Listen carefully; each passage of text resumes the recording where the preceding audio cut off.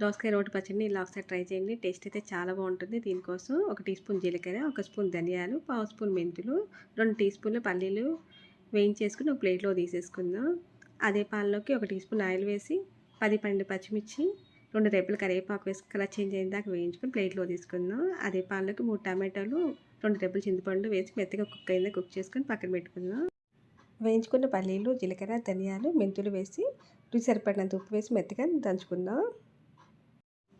పచ్చిమిర్చి, కరివేపాకు వేసి మెత్తగా నూరేసుకొని ఉడికించుకున్న చింతపండు, టమాటోస్ కూడా వేసి మెత్తగా నూరేసుకొని పచ్చడి మొత్తం పైకనేసి ఒక వెల్లుల్లిపాయ వేసి మెత్తగా దంచుకొని పచ్చడి మొత్తం కలిసేలాగా ఇలా నూరుకోవాలి.